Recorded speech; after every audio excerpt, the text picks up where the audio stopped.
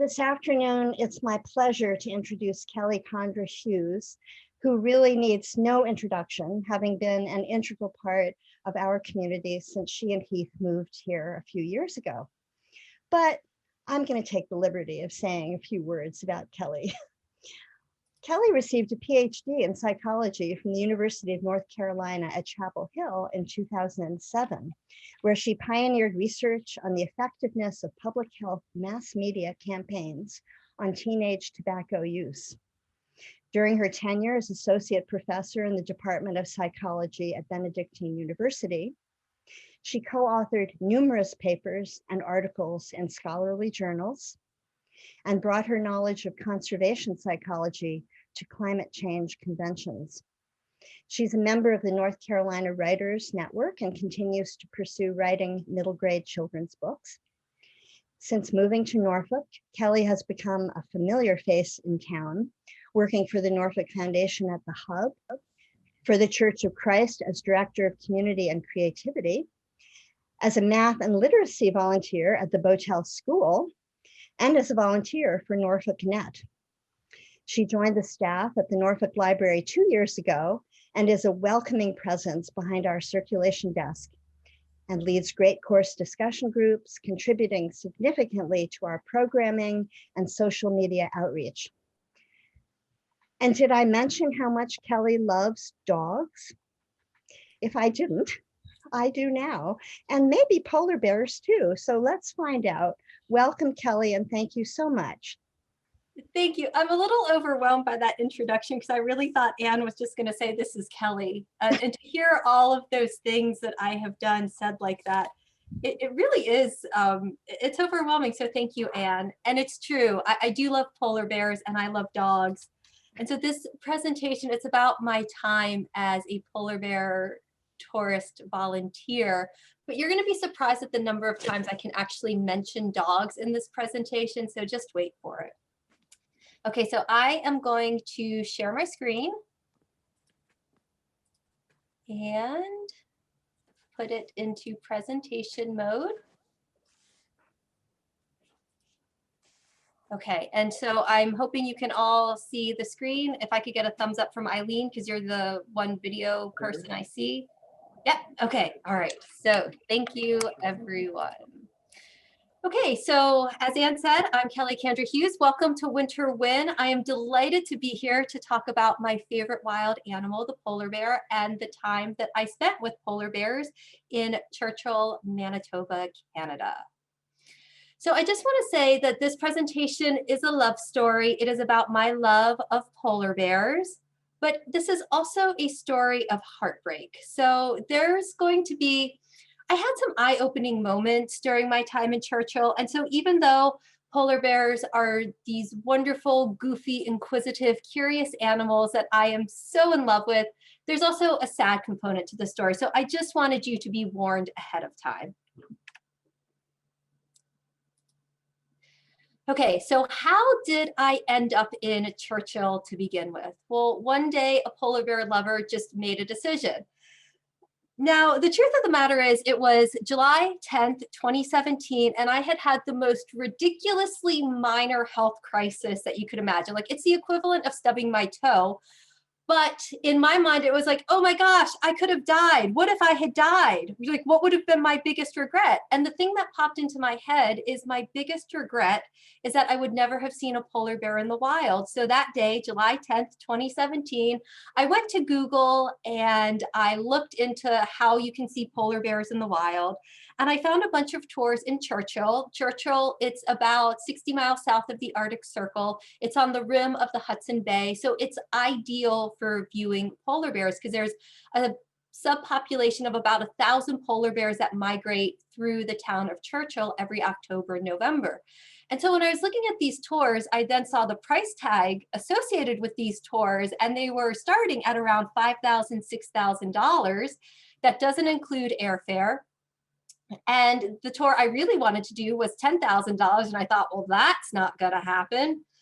And so I forget what I Googled next, but I found out about being a ecotourism volunteer. And so at the Churchill Northern Studies Centre, they need volunteers to come every October and November to support them during their busiest time of polar bear season. Now, what is it about polar bears that I love so much? I can't really articulate that other than just to say I love them. I have this picture of me from childhood. I asked my mom if she had any pictures of me at a zoo with a polar bear as a child, and she didn't, but she had plenty of pictures of me at the zoo. And I picked this one to include in the presentation because I thought it was really indicative of the child who really wants to be with the animals. You know, I'm trying to get to that prairie dog, and how curious and inquisitive I am towards animals. And I share that feature with the polar bears, who are also inquisitive and curious. And then when my love of polar bears really exploded, it was when I earned my PhD in 2007. I moved with my 2 dogs from Chapel Hill, North Carolina to the Chicago suburbs. And it really was just me and my dogs. And it was a time of just desolation and loneliness for me. You know, I was in the Chicago suburbs, I was 30, and I was surrounded by people in their 30s, 40s, and 50s who had been partnered and married for many years. They had multiple children, they were homeowners. I really, like, I would come home from work and I would just be genuinely sad. And I thought, did I make the biggest mistake of my life in taking this job, which had been a professional goal of mine? But at what point was my misery having this negative impact on my life? And so I found the Brookfield Zoo. And I visited them about a month after I moved to the Chicago suburbs. And it was there I met Hudson. He had been born a few months prior. And it was love at first sight with me and Hudson. And I would watch him playing. And so these bottom pictures, they're of Hudson at the Brookfield Zoo. And I would spend hours there. And I started going there on Friday afternoons because I wasn't teaching on Fridays. And when I was with Hudson, I was smiling again and I was laughing. And I didn't feel so alone. I felt this connection to Hudson and just like I was part of something bigger. And so I could say, like, in 2007, that's when it really hit home to me just how connected I was to animals, particularly the polar bear. And so 446 days later, after that July 10th, 2017 incident where I was like, oh, I really need to go see these polar bears. I had applied to be a polar bear volunteer. They didn't need me for 2017, but they needed me for 2018. And so I hopped on a plane at the Hartford airport. I said goodbye to my husband. There were a few tears involved. I said goodbye to the dogs and I got on this plane. And so I left Hartford and first I flew to Winnipeg, and then from Winnipeg, for whatever reason, when you're flying into Churchill, they have very few flights going. First, they fly you up to Rankin Inlet in Nunavut. So it's, one of the northernmost provinces in Canada. You're in the Arctic Circle. And I thought, okay, well, that's going to be pretty cool. Like, here I am touching down in this really remote place of the world. It's going to be really interesting. And so in my next slide, I was able to, when I deplaned and I had this first vision of this is Nunavut, I took out my phone and I took some video, which I was only allowed to take a very short video because apparently I was in breach of some security violation. But I'm going to play this video for you so you can get a sense of what it was like to be in this very cold, windy environment.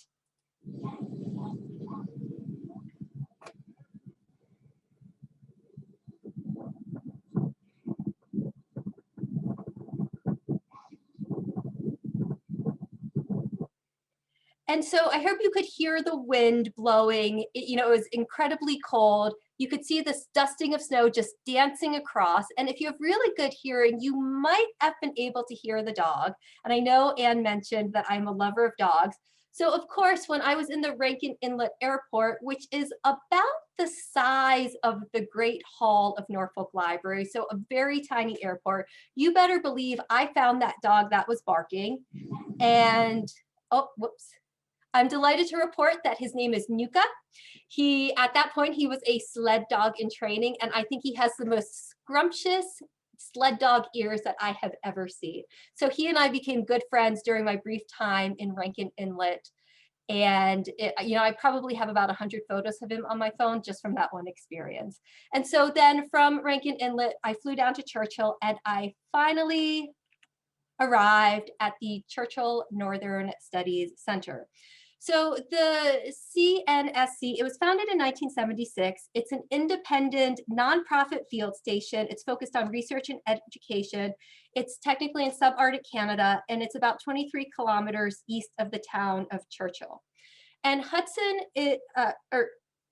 the center is situated along Hudson Bay. And so it's this meeting area of three major biomes. It has the marine biome, the northern boreal forest, and the tundra. And if you look in this right-hand corner, you can see the study center logo.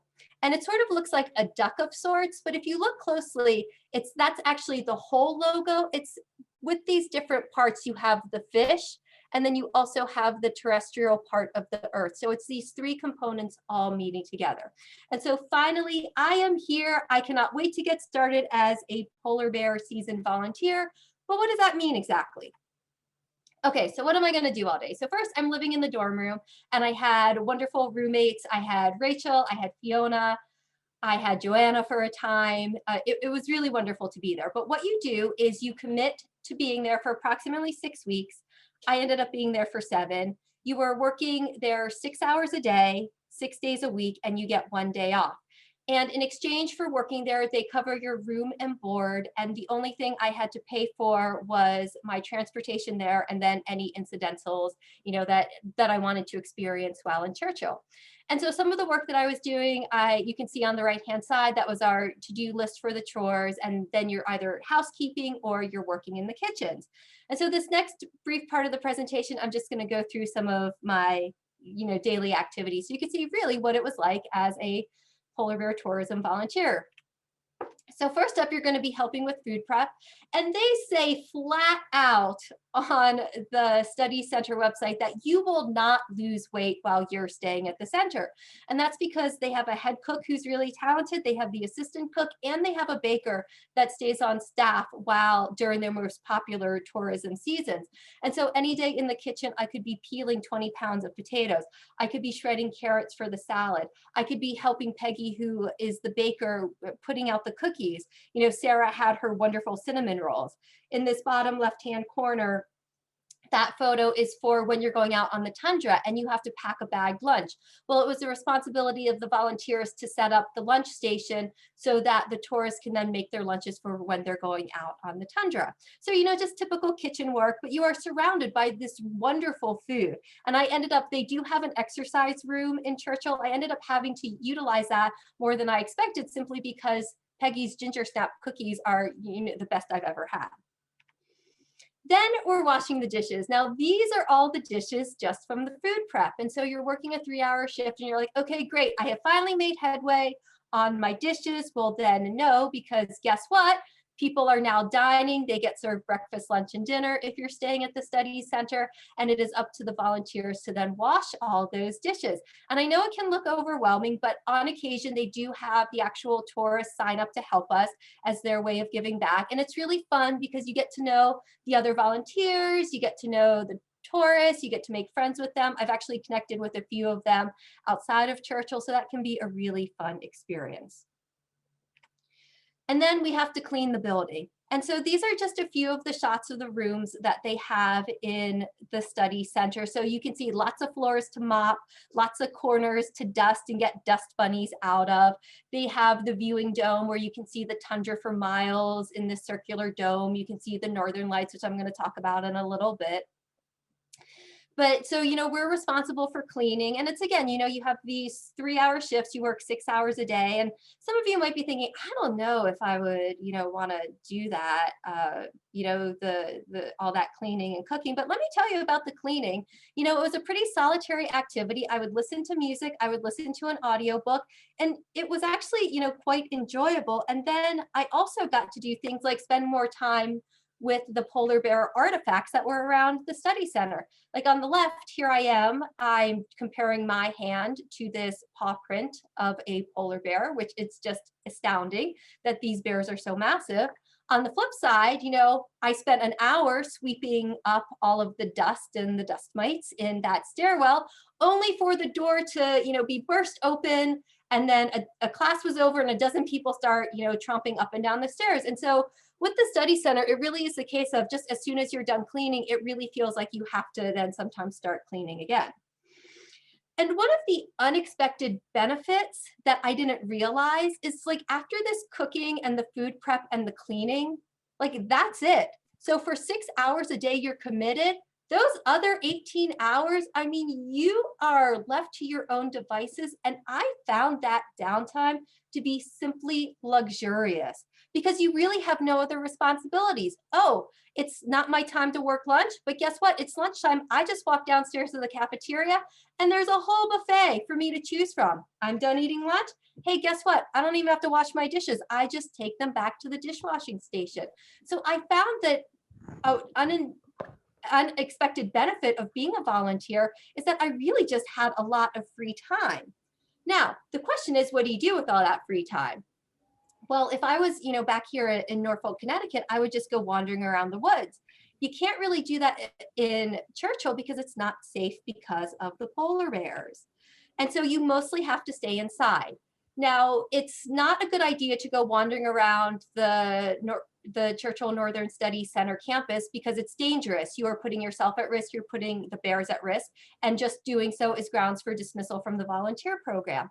They do have a few areas where you can get outside. So in this left picture here, this is on the second floor balcony. It's just a couple of these, metal grates. It's maybe 20 feet total, and you can walk out there just to get some fresh air. You can step outside the front door and the back door, but you really can't go any further than that. Otherwise, they're going to get really mad at you and they could kick you out of the program.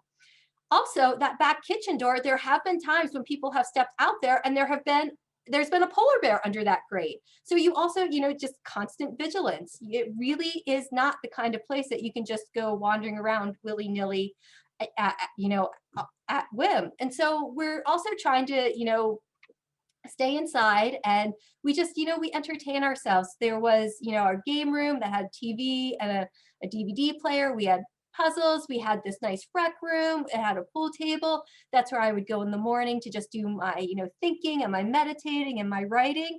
And it was really nice. And I talked about entertaining ourselves. Well, another great benefit is that you become friends with the people. I mean, I loved all of my fellow volunteers. I was such a fan of the cooks and the baker. One night we decided we were going to play bingo together. So we, handmade our own bingo cards. We used beans as the markers. We played for the most ridiculous prizes, like a can of soda or, a box of crackers. Someone won a magnet, like that was the grand prize, like really exciting stuff. But it was just these like simple slice of life moments that are some of my best memories of my time at Churchill. And then you'll see on this right-hand side of the screen, so there was this time where they had someone come in to teach us how to make these moccasin slippers. I am not a crafty DIY person, but I was like, I'm going to give this a try. And as you can see, my slipper kind of looked like a canoe, which a lot of people were laughing about. And then it got to the point where it was like, well, Kelly, this is going to be something you're going to have to finish on your own time. I'm like, yeah, that's really going to happen. I mean, look at what I did on my own. So what I did was I took the materials home and I actually took them to our salvage shed at the Norfolk transfer station, which is our town dump. And I put the materials there and somebody actually took them. So I hope somebody made something really beautiful out of my epic fail at slippers. Also, some of the things that we do is we just marvel at the nature in Churchill. So that you can see the tundra for just miles and miles. The horizon goes on. And so the sun rises at about 7 a.m. in the morning, and it goes on. And it is so joyful and so awesome and so wonder-inducing to see the sun just come up like that and to see these colors. And then, of course, on the flip side, we're going to watch the sunset. And it's truly just extraordinary, the colors and the clouds. But here's what I was noticing as I was preparing for this presentation. And I remembered this at the time. And I looked at the dates. So when you're watching the sunrise and sunset, there was actually from October 14th to November 7th, there was no sunrise and no sunset simply because there was so much cloud cover. Obviously the sun was still rising and the sun was still setting, but we couldn't see it. And that was something that, I was really mindful of because with all of that gray, I did notice that I was starting to experience some signs of depression just for lack of that sunlight. And the volunteer coordinators were really great. They would check in on us volunteers. They offered us vitamin D. So it ended up, you are marveling at these wonders of nature, but then, like everything, there's this flip side. Well, in between the beautiful sunrises and sunsets, we had several weeks where there was just nothing. But there's also other weather events that we can experience.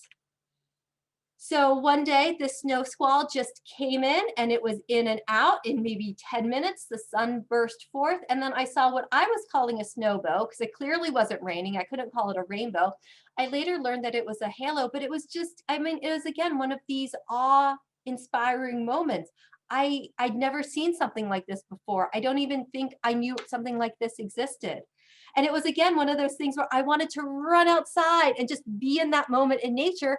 And you really can't in Churchill because there could be a polar bear and you're putting yourself and the polar bear in a very dangerous situation. Now, we also get to see the Northern Lights as volunteers, and you see that I put "see" in quotation marks. I consider the Northern Lights to be one of the greatest PR campaigns in the history of the tourism industry. Because when I saw the Northern Lights for the first time, so, like I've seen pictures like these beautiful streaks of color in the night sky, like purples and pinks and greens, and I cannot wait. And the study center has that magnificent viewing dome, and this is going to be awesome. And so there's a knock on our, dorm room door one night, and the Northern Lights are out, and, it's time to see the Northern Lights. And so Rachel and I go up there, and I remember like I was looking up there, and I was like, just like, I don't see it. And everyone's like, wow, this is so amazing. Can you believe it? Like, how wonderful that we're getting to see this. And I was just like, I felt like such an idiot. I was like, I'm not seeing anything. And it turns out that a lot of times when people talk about seeing the Northern Lights, what you actually see are just like wisps of white, gray, smoky clouds in the sky. So even this picture that Rachel took it, and I'm sorry to say that I gave her photo credit, but it seems to have been cut off when I put this in presentation mode. So this is one of Rachel's photos. So you can see these wonderful swoops of green. You can see these stars. You can see, this boreal forest in the background. That's not actually what it looked like to us. Like take out the greens and just have like a swoop of like gray white cloud. And that was actually our Northern Lights experience. And so it was a little disappointing in that regard. And so on this next screen, I'm going to show you more like what my experience was. So I had only, and this is one of my big regrets, I had only brought my smartphone with me to Churchill. And so all of my photos were being taken on my smartphone. And I thought, it was a really decent camera, best at the time. But because it was an Android, you had to change certain features on the photo app in order for the photo to show these colors, which my phone didn't have. So this is pretty much what all of my Northern Lights photos look like. I mean, like you can barely see anything. This one bottom picture, that's actually someone's phone. They're changing the settings on their phone to try to take better pictures. But again, I also just want to stress like these really cool green colors that you're seeing, that's a byproduct of the camera. We saw nothing like that. It was really just, gray swoops and swirls in the sky. And so, yes, now I can say I've seen the Northern Lights, but it really wasn't that experience of what I had expected based on what I had seen in the media. Okay, so also what we are learning about when we are volunteers is on the Study Center campus. We have, it's called Rocket Greens, and it's in this grocer shipping container.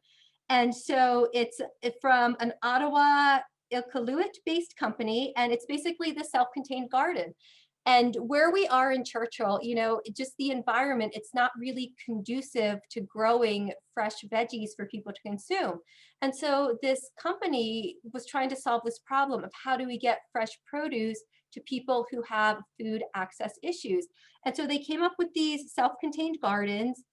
They're heavily insulated, they're highly efficient. And so these fresh leafy greens are grown in Churchill, and then they get distributed to people in the community as part of what we would consider a CSA. And so the grocer box, it does have 1,800 mature plants with 1,200 seedlings in a separate nursery. And every week during the growing season, you can get 250 to 400 pieces of fresh fresh food to be delivered to people who otherwise wouldn't have access to it. And when we talk about access in Churchill, there's really only 3 ways to get to Churchill. You can take a plane, which is what I did. You can take a dog sled, which is not really realistic, and you can take a train. Well, in May of 2017, the train track, part of it washed out due to a flood. And so train is off the table. And so what happens is then you have the amount of access of goods that can be provided to Churchill decrease. So it's really wonderful that they were able to start growing these foods. But I say this about the access because on this next slide, I'm going to show you what it's like to be in their equivalent of Walmart in Churchill. Okay, so first of all, it just pleases me to no end that they have this mini version of Walmart where you can get things like milk, paper towels, and a snowmobile all in the same shop. But I just want you to check out these prices. Like for a 12-pack of paper towels, it's $28.99 Canadian dollars, and the chocolate milk is $13. And you see that as a function of the access issues. Well, if you can't get these goods there by train, and you're certainly not going to get them there by dog sled, I mean, now plane is the only other way. So you have this increased cost. And it was something that people in the town, they were experiencing, this change in economical situation. And so they were seeing it across all different kinds of markers. So also as a volunteer, we get to sightsee around Churchill. And so the population of Churchill itself, it's about 900 people. So during polar bear season, there are in fact more polar bears in and around the Churchill area than there are people. And that's one of the reasons why it's considered the polar bear capital of the world. Now, anytime you go out as part of the Studies Center crew on one of their sightseeing or tourism packages, you're always set with a certified and trained polar bear guard. And so this is Evan, and you'll see that he has a gun, and that's to keep us safe from the polar bears. Now, the goal is never to shoot a polar bear, it's to shoot around the polar bear and scare them.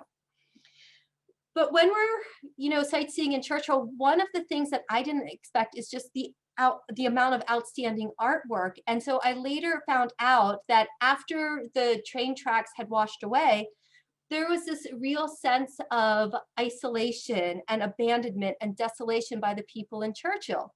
And think about it, like if you take a family of 4 goes from Winnipeg to Churchill, which is where the train runs, and you're going there for seasonal employment, and it costs $200 on the train. Well, nobody's expecting a flood to wash out your return trip. It costs you $200 to get there. If it costs $4,000 to fly your family of 4 back to where you needed to get in Canada, you might not have that money. So then you are stuck in Churchill. And so there was this heavy psychological toll on these 900 people that are living in Churchill. And so this Winnipeg artist, his name is Cal Barteski, he organized this massive project called the Seawalls Churchill. And so it was together with the Pangea Seed Foundation. It was 18 artists from all over the world. They came to Churchill and they painted these extraordinary murals on abandoned buildings throughout Churchill. And according to Barteski, so he's the artist who spearheaded this initiative, he says public art is proven to change communities for the better. I know that people are inspired by art, and I know that art makes a difference.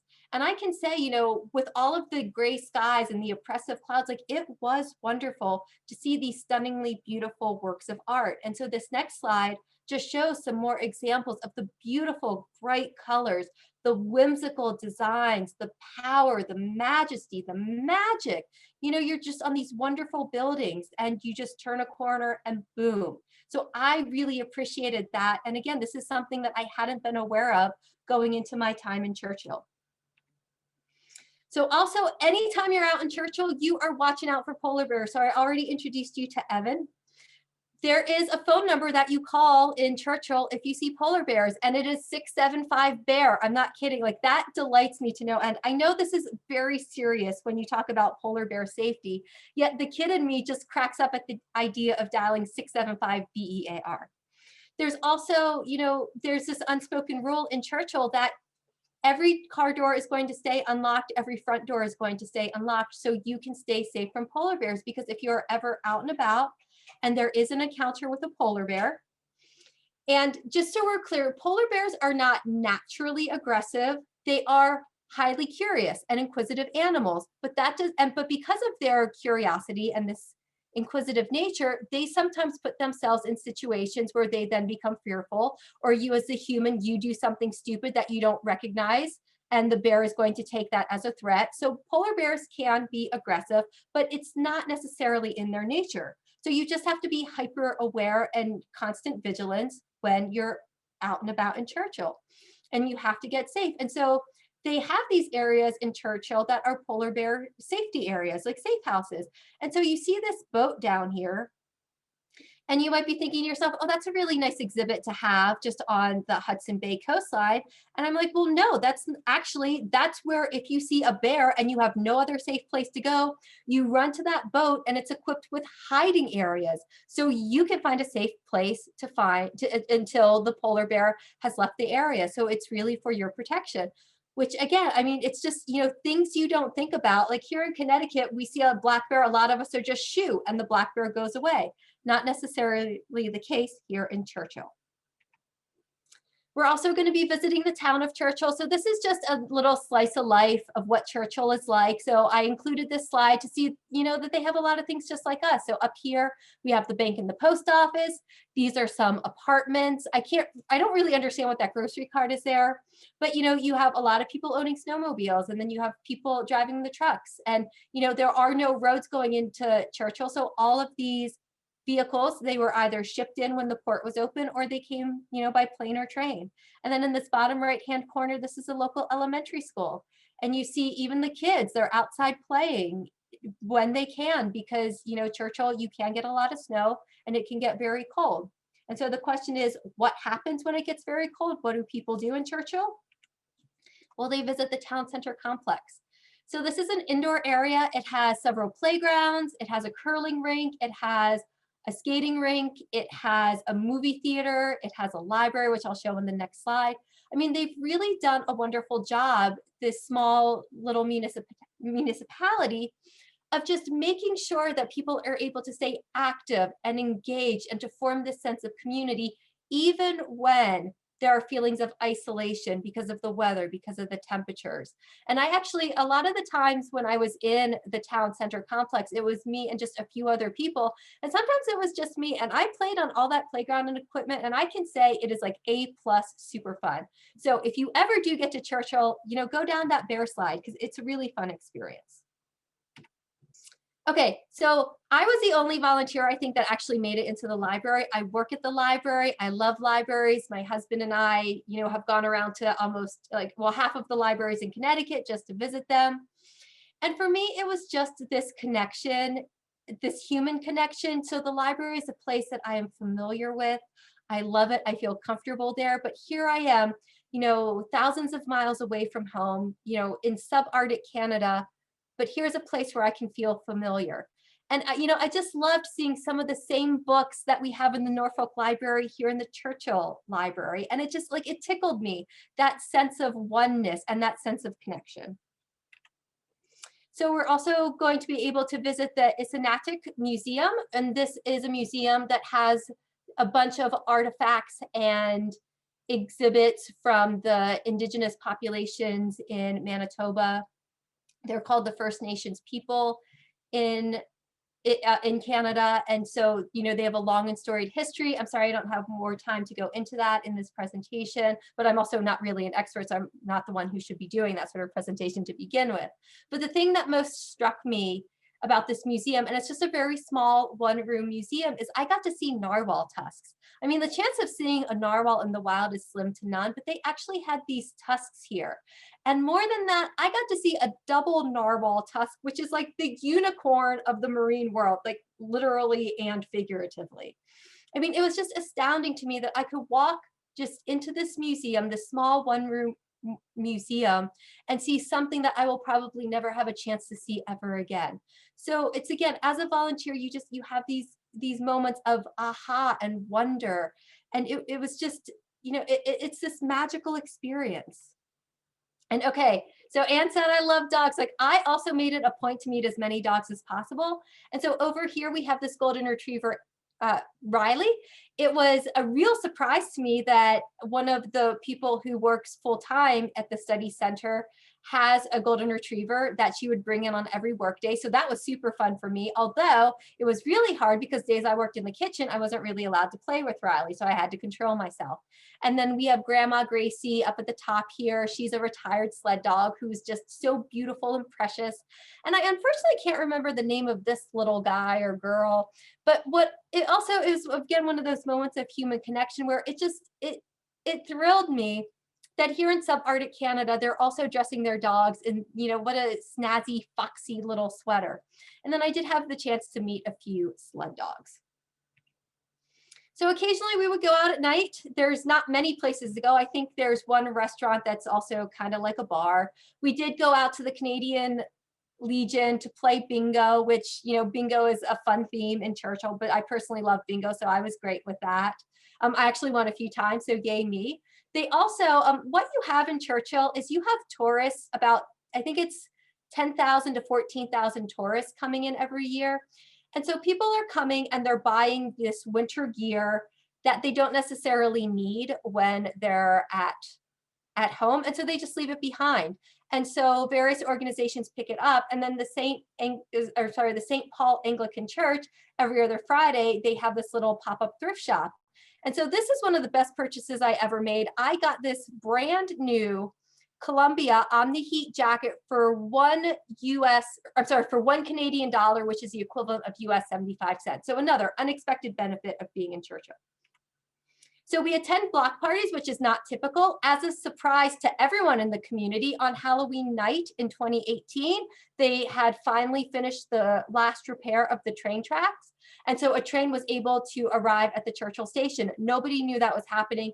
So it was a cause for celebration, and the town got together and put on this block party. So that is not a typical volunteer experience, nor is getting to meet Justin Trudeau, the Prime Minister of Canada. Like I was so starstruck, and it was wonderful. And I introduced myself as an American. I'm not going to tell you what I said to Prime Minister Trudeau because it was political, and this is not a political presentation. However, if you really want to know, you can contact me at the library, and I will be glad to tell you what he and I discussed, which we both got a good chuckle about.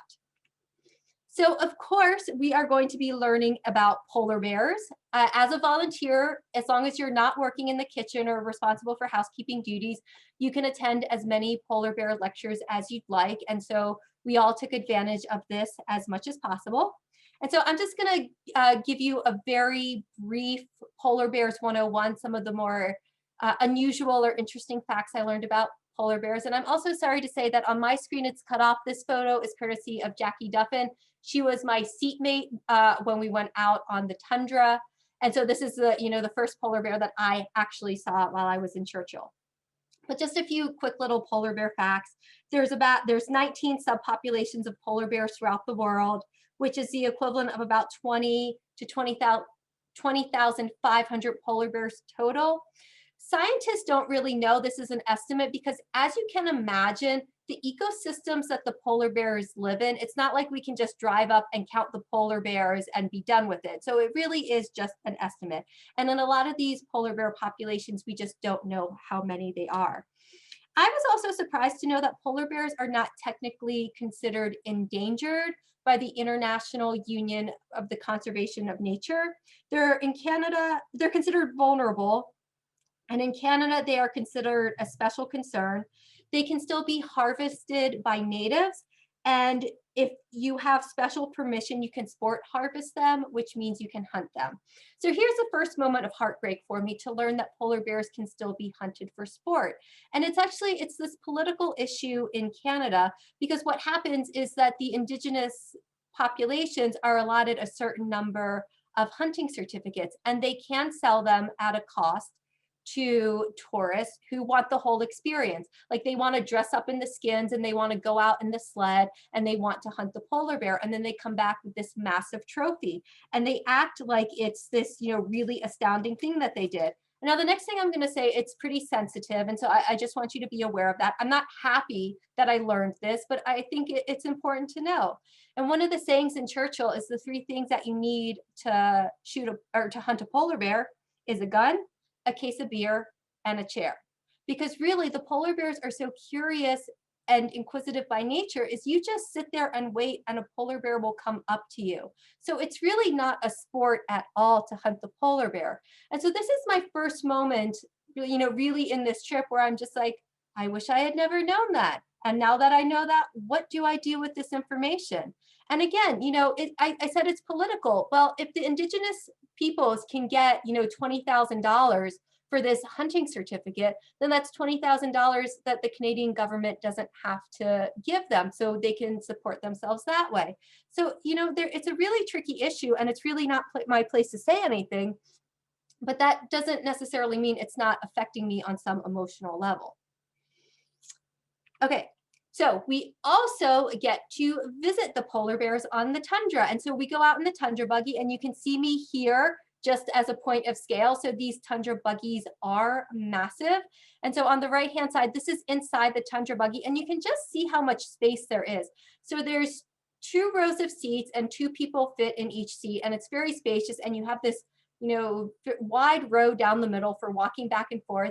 I've mentioned, the Great Hall in Norfolk. It's sort of like in our library, it's sort of like if you put that on wheels and then just, drove around the tundra in the Great Hall.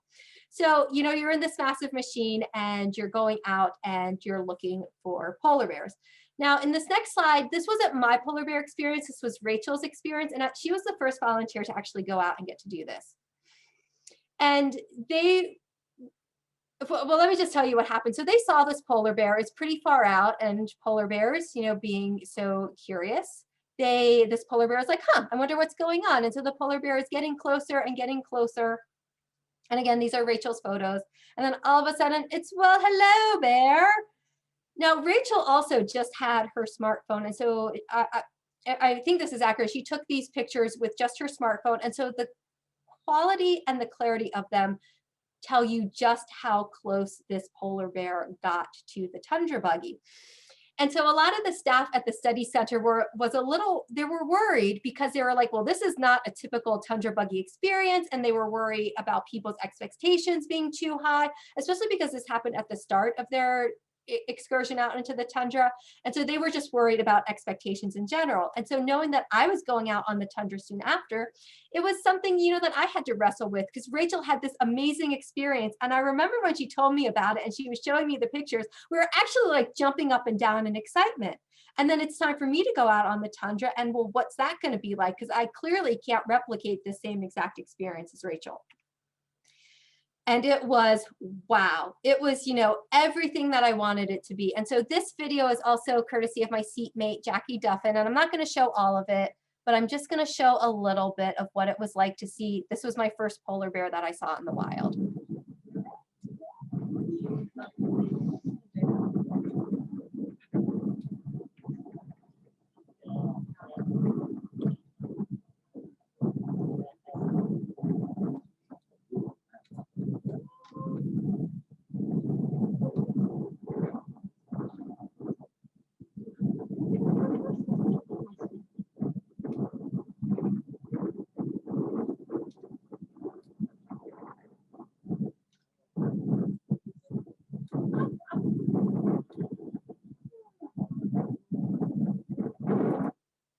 Okay, and so it really was just this wonderful, magical experience. And you could probably hear the wind in the background.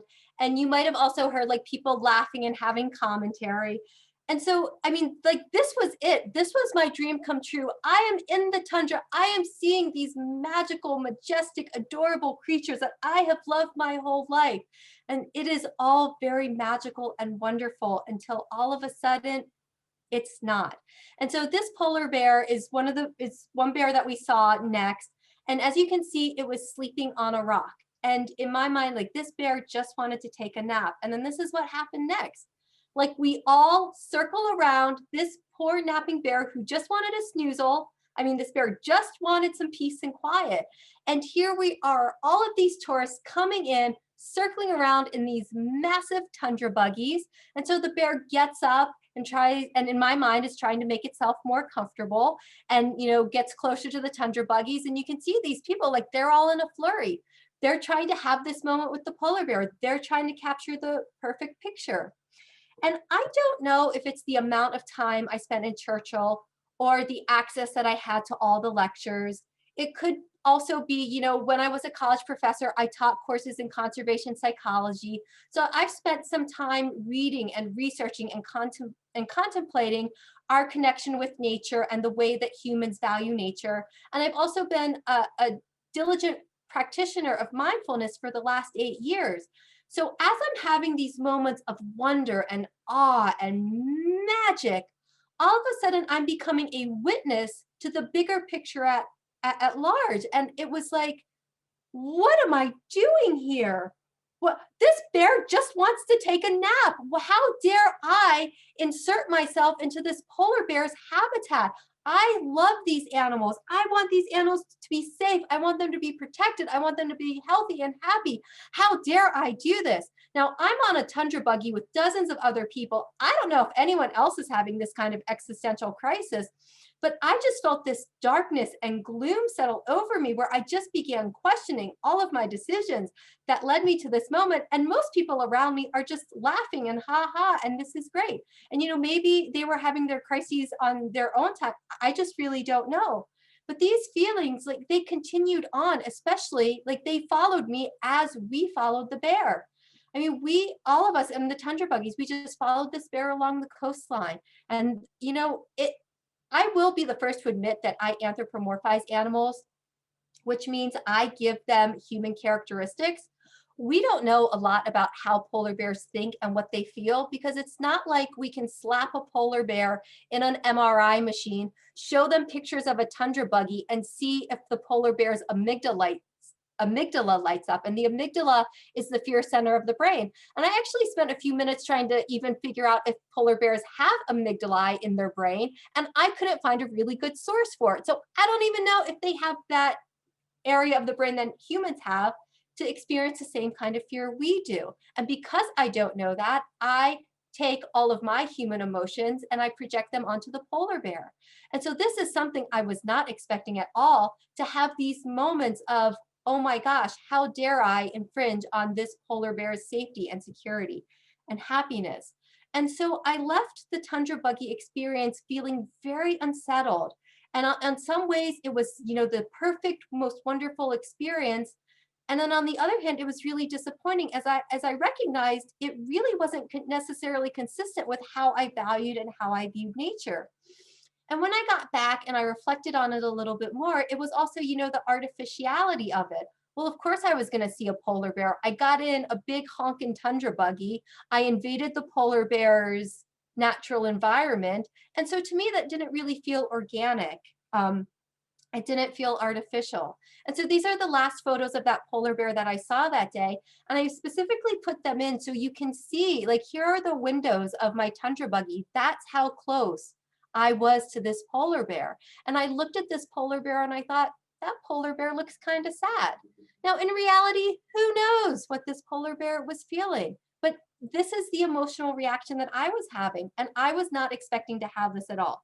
So it was a pretty big surprise. And then this happened. So I'm having my existential crisis. I'm back at the study center. I'm doing my volunteer work. I'm, peeling 20 pounds of potatoes in the kitchen. And Bob, the assistant cook, says, there's a bear out there. And I hear him, but it doesn't compute in my brain. And he says it again. He said, there's a polar bear out there. And I look up and there was a polar bear right outside the window. Now, here's the most important thing that I learned in Churchill. It is beneficial to always be the second person to see the polar bear, because if you are the first person, then it is your responsibility to go alert the officials so that they can then implement their bear management strategies. As the second person to see the polar bear, I simply had this magical moment with this bear. So at one point, Bob had to leave to go alert the study center staff. And it was literally me and this polar bear for about 2 to 3 minutes, where there was nothing between us but this glass. And I could not have asked for a more meaningful or powerful moment where I connected with this bear. And it was beautiful and it was awe-inspiring. And was everything that my tundra buggy experience wasn't, and it was perfect. And then Bob came back, and then I then had responsibilities. I had to go get some other staff members. After I got them, I was like, oh my gosh, I have to share this with other people. So I ran upstairs to get Rachel and Fiona and Pablo and Mark and the other volunteers, and we ran downstairs and we had this moment. And oh, I'm sorry, like, so I actually ended up taking, while I was alone with the bear, I took like quite a few selfies with the bear, because of course, you know, I'm a 21st century individual. I have somewhat narcissistic tendencies. And yeah, so you know, there I am taking a bunch of selfies in my magical moment with the bear. But then what happens is it got hard. So I got the other volunteers who were watching the bear, and then the bear management techniques come into play. And so what happens is first they try to scare the bear. So they charge at the bear in these SUVs, because what they want to do is frighten the bear. They want to scare the bear away. They want the bear to associate being at the study center, being around humans, as a frightful, scary experience. If that doesn't work, then they get out their gun. And like I said, they don't fire at the bear, they fire around the bear. But again, they're trying to classically condition the bear. Humans, scare, fear, you know, run away.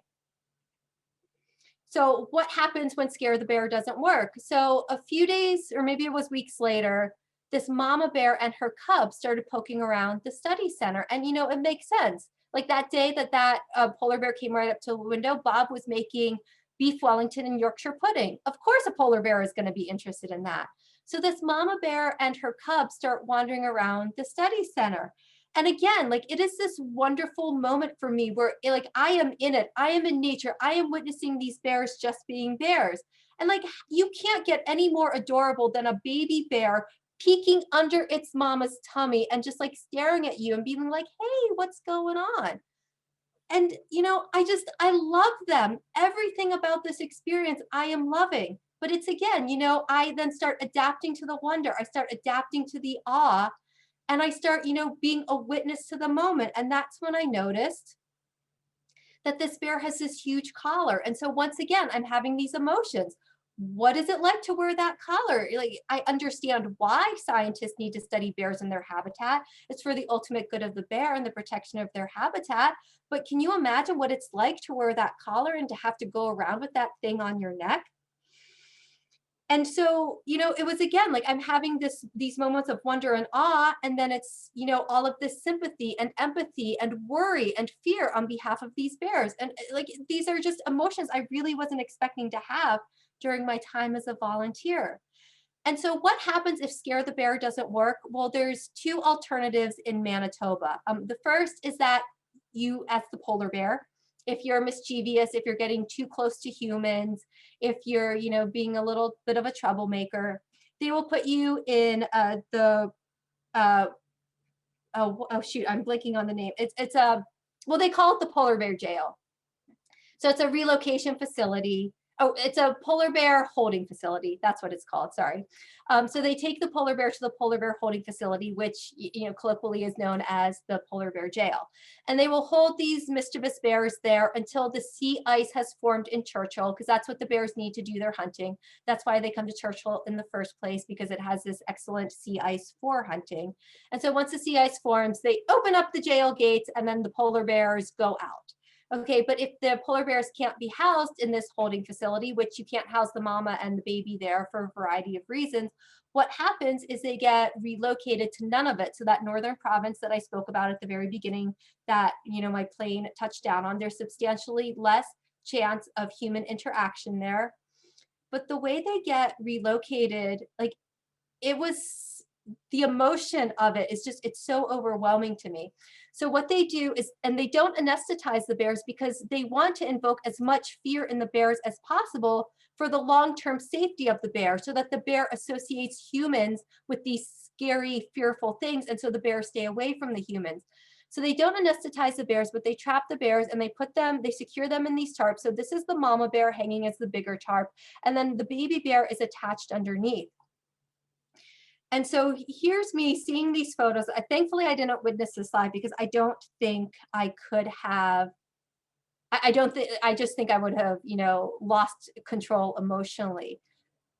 But I think about the mama bear and being separated from her baby bear, and the baby bear being separated from the mama bear, and not knowing, and the worry and the fear, and the being taken from their home and they're being relocated.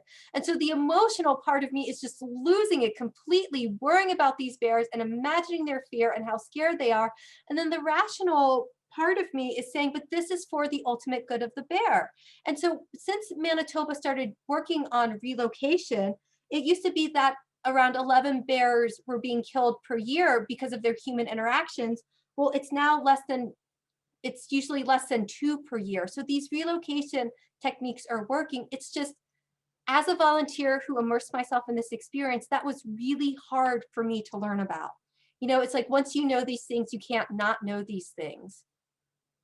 And then it was time for me to go back to the tundra. And I actually thought about, did I want to get on the tundra buggy again? Because I'm still having this existential crisis. And I thought, you know what? I will regret it either way. So I'm just going to go out on the tundra. And what happened was pretty extraordinary. The tundra buggy driver said this had never happened to him before in his 13 years of being a tundra buggy driver, is we only saw one polar bear that day, and it was at 500 to 600 feet away. Because at that point, as you can see, the sun was already out. So the ice was starting to recede, and so the polar bears were moving on. And so on the one hand, I had all this relief. I was like, okay, good. I didn't have to worry about my existential crisis. On the other hand, I got to see the tundra in its majesty and glory of the sun. But then I was looking around at these people who had spent thousands of dollars to be here, and they really didn't get to see any polar bears on this one excursion. And so they were doing their best to be positive and stay cheerful. And then my heart was breaking for them. And so it was just, I really had no idea I was going to be such a roller coaster of emotions during my time in Churchill. And then it was time to say goodbye. This is on the left, this is my last picture of Churchill. And then this is me in the airport at Churchill. And so it's been almost 2.5 years later, and I'm still having my existential crisis. Like, I really don't know if going to Churchill was the best decision for me. At the end of the day, I know who I am. Like, I value these sorts of experiences just because I think they're really cool to say that I've been in this one area of the world. And part of me hates that about myself, that I infringed upon these polar bear habitats and I inserted myself into their sanctuary. And so I guess the question is, what do I do with that information? And that's why I'm still struggling 2.5 years later. But if someone ever asked me, well, should I go to Churchill? Should I do ecotourism? And my answer is unequivocally, emphatically, yes, you absolutely should do these things. My experience is not going to be your experience. And I would never think that my experience could inform your life to the point that your own experience wouldn't do as sufficient a job. And you just never know. While I was out there in the tundra, like all of the emotions I experienced, the inspiration, you could go out to the tundra and you might look around and it might inspire you as a way to save the polar bear. So even though there's a huge carbon footprint with going, even though you have to learn the good and the bad of your dream coming true, you also never know what could come from it. So even though I continue to have my existential crisis, I would encourage you, if you ever have the chance, to take that ecotourism trip of your dreams and just experience it for yourself. And the only thing I ask is that it's not just like a one and done deal. Is you just, and this is the psychologist in me, is you just spend some time reflecting and how this informs your life and going forward. And so I'm sorry, that went a little over time, and I know we started a few minutes late. So I'm happy to stay on and answer any questions that you may have for as long as people have questions for. So thank you very much. I hope I didn't thoroughly depress you all with my existential crisis, but that you enjoyed the polar bear pictures. That was wonderful, Kelly. Thank you so much. It was so enlightening, such fun to see your photographs of that experience, and encourage anybody to enter questions in the chat. I have a quick question. I'm so used to in Norfolk enjoying the winter woods because I know the bears are hibernating and I'm terrified of bears. So do polar bears hibernate? I imagine there must be a time that they don't have as much food and they have to scale back a little bit, or. Yeah, so again, I'm not a polar bear expert. I will answer this to the best of my abilities from what I remember that I learned. And if I make a mistake in this, when I go look up the answer later, I'll send an email out to everyone, but they do go denning. They build dens. So after they hunt their seals, and they've sufficiently fattened themselves up to last for several months. They will build these dens in the snow. And so they'll just hibernate essentially. They'll go into torpor and then they'll come out in the springtime. So does that mean that the ecotourism is seasonal in It is Churchill? seasonal. So in October, November, people come for the polar bears. In February and March, they come for the northern lights, which I would really love to go back and see what those February northern lights looks like. I'm very suspicious of it all. And then in the summertime, people go for the wildflowers and the beluga whales. Oh, wow. Yes. I bet they're beautiful. You're able to see the chat. Lots of people are saying Yeah. thank you. One person went in 2004 to see the, well, to Churchill, I guess. Oh, so here's Rachel. Rachel knows much more about this than I do. So she says they don't hibernate, but pregnant females do den from late autumn to early spring. So thank you, Rachel and Pablo. So they're in their dens, but they're not actually hibernating. Not actually hibernating, yeah. Any other questions floating around out there? Yeah, I'm happy to take any questions. Feel free just to make a comment. They're the most southern population. They den up on the land, not the ice. When you said the bears had left because the sun had gone out, do you mean it had gone below the horizon? Oh, so from my understanding, it's not that it's completely dark in Churchill all the time. It's just that the sun is out, and so the ice starts to recede at that point, because the polar bears need the ice in order to do the hunting. So over the summer, they wait for the ice to form. And then once the ice is thick enough, they can go out on the ice, they can hunt the seals, they can fatten up. That's when they go and build their dens. And then they're denning. But I don't think that Churchill is without, it's not like being in Iceland where it's like the, night of the midnight sun. But Kristen, that's something I can certainly look up and let you know. Yeah, so Amy is saying she would love to do something like this. I encourage you all to go out and have your own experiences like this. I mean, I would hope that you just recognize that there's going to be both the expectation of it, and then the expectation is not always going to be the reality, and just it's a part of acceptance and learning from it. And so I think that's really my take home point from all of it. Yeah, that's great advice across the board. So my husband said, Heath Hughes asked, did you miss your husband when you were gone for 7 weeks? So that is my husband asking. And he knows very well that I missed him. In some ways, Heath and I talked more while I was in Churchill than we would have normally, because we would video chat every day. And at that point, when the mama and the baby bear came, I actually called him on video messenger through Facebook, and I showed him the mama and the baby, and so he got to witness that firsthand. But we were just being in constant communication with each other, so it was really easy to do that. But yes, I missed him horribly. I cried tears both when I left and when I came back.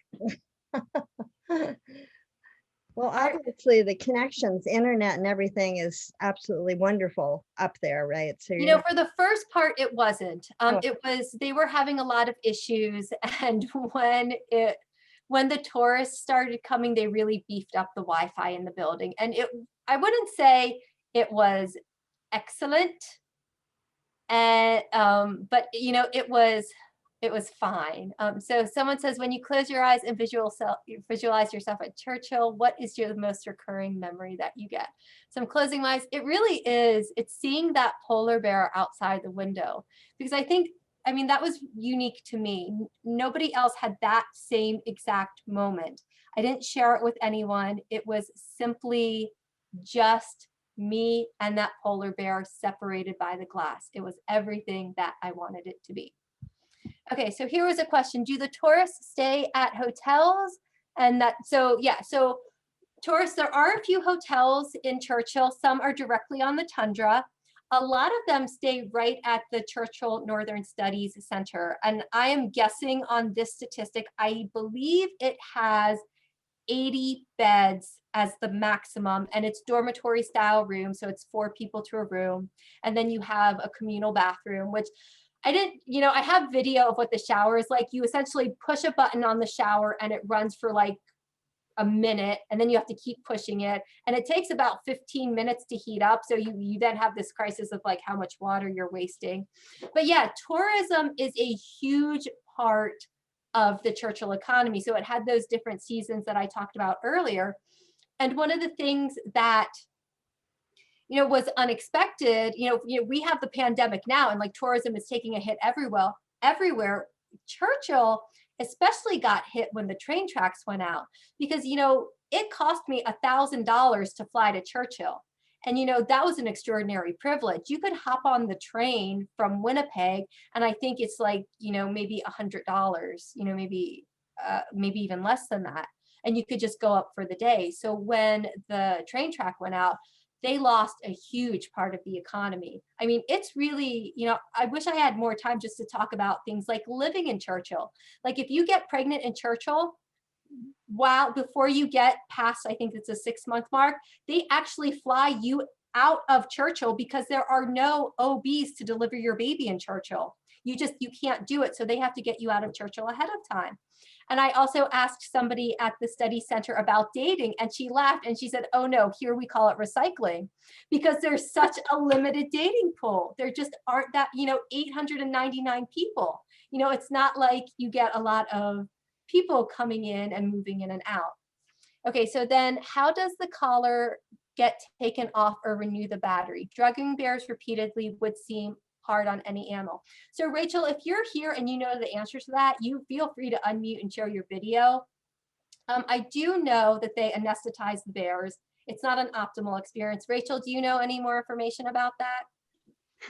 Yeah, I was actually just typing an answer just in case.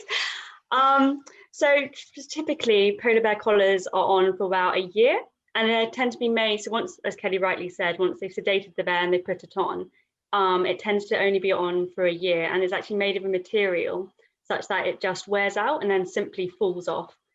Because the battery life is quite variable, optimally it would last a year. It means that if you want to find the bear again, it's actually quite challenging once the battery dies, for obvious reasons, because the Arctic is so vast. So they literally designed the collar to be made of a very, it's a tough material, but it wears away within a year. So it can just fall off the polar bear's neck. So the bear's not just encumbered with it for the rest of its life.